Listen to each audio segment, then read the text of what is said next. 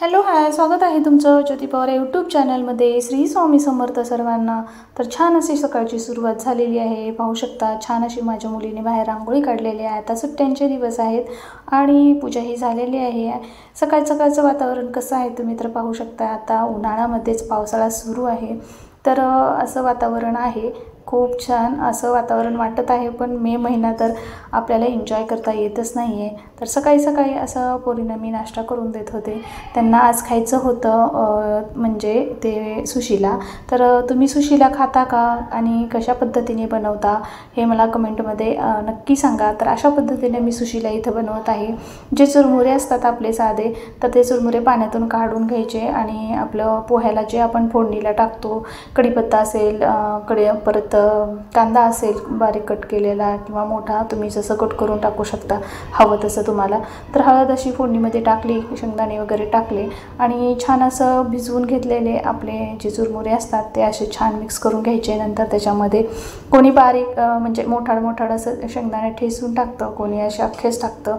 तर मिरची वगैरे, कोथिंबीर, मीठ सर्व टाकून असं छान मी परतून घेतलं आणि सोबतच असं लिंबूची फोड आणि छान असे आपले झालेले ती सुशिला आहे पोह्यासारखे, त्याच्यापेक्षा छान वेगळी टेस्ट लागते।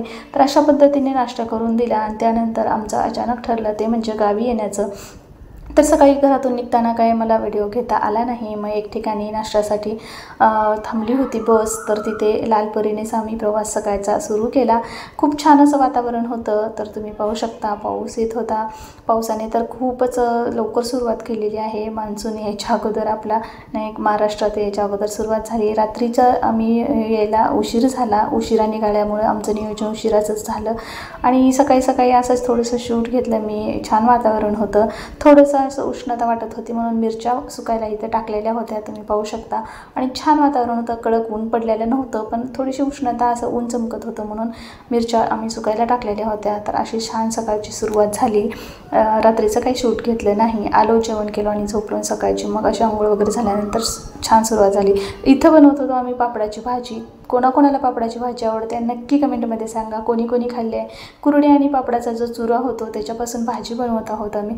आणि छान असं कांदा कट करून घेतला, जिरे मोहरी टाकले तेलामध्ये आणि कांदा छान परतून घेतला। त्याच्यामध्ये काळा मसाला, काळं तिखट म्हणाल ते टाकलं आणि थोडा वेळ 5 मिनटं हे कुरडी पापडीचा चुरा असतो तो भिजवून घ्यायचा आणि छान त्याच्यामध्ये परतून घ्यायचा। कांदा, मिरच, काळं तिखट टाकल्यानंतर त्यानंतर थोडंसं झाकून ठेवलं आणि त्या झाकल्याच्या नंतर त्यामध्ये टाकलं ते थोडंसं जाडसर शेंगदाण्याचं कूट आणि काळं तिखट टाकलं आहे, शेंगदाण्याचं कूट आणि लसूण मीठ टाकलेलं आहे आणि थोडंसं वरतून आणखीन थोडंसं कूट टाकायचं होतं। कोथिंबीर काही इथे नव्हती त्यामुळे आम्ही कोथिंबीर इथे अजिबात वापरलेली नाही।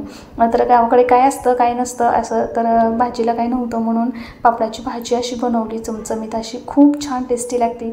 तुम्ही खाल्ली आहे का नक्की सांगा। व्हिडिओ आवडला तर लाईक, शेअर, सबस्क्राईब